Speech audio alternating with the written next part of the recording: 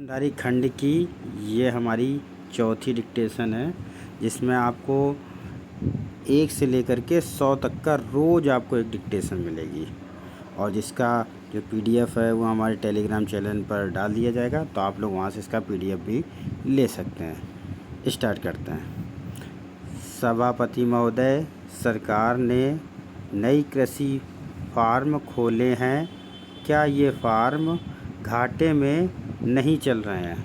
अगर सारे खर्च जोड़ दिए जाएं, बड़े बड़े अधिकारियों के वेतन जोड़ दिए जाएं, तो पता चलेगा कि ये कृषि फार्म घाटे में चल रहे हैं। क्या इसी तरह से आप सारे किसानों को घाटे पर खेती करने के लिए मजबूर करेंगे? जिस क्षेत्र से मैं आता हूँ वहाँ एक पुल बना है। मैंने 10 वर्ष तक अपनी विधानसभा में इस पुल के लिए कोशिश की है। जिस दिन से मैं यहाँ आया हूँ बराबर उसकी चर्चा करता आ रहा हूँ, बराबर कोशिश कर रहा हूँ। मैं कहता हूँ कि गंगा पर वह पुल बने। उस पुल को बनाने का आश्वासन भी मिला था। एक प्रश्न के लिखित उत्तर में यह जवाब दिया गया था। यह कहा गया था कि इसको हाथ में लिया जाएगा।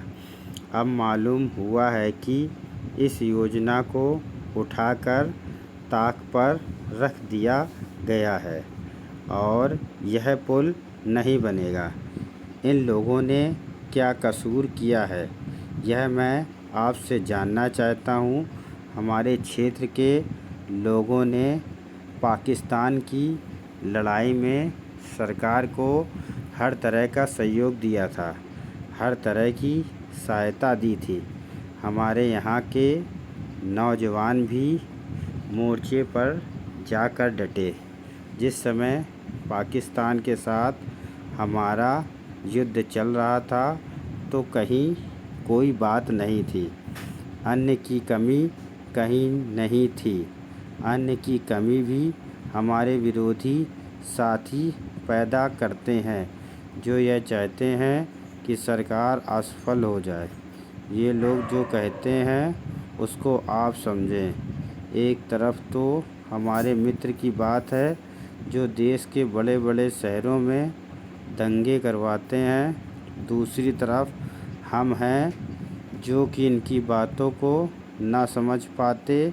इनको सभी वे लोग मिल जाते हैं जो बेकार होते हैं या जो दंगे करवाने के लिए उत्सुक हैं। इसलिए सरकार का इन सारी चीज़ों की तरफ ध्यान जाना चाहिए और उसको सोचना चाहिए कि क्या तरीका इन सब से बचने का हो सकता है। एक ही तरीका हो सकता है कि इस देश में हर आदमी को काम मिले, देहात में लोगों को काम करने के लिए और खादी कमीशन की जो योजना है और जो कि एक अच्छी योजना है वह ठीक तरह से चले। सौभाग्य से मैं आर्य समाज संगठन से संबंध रखता हूँ। स्टॉप। कल आपको 5 नंबर की डिक्टेशन मिलेगी। इसी के साथ ही समाप्त हुआ।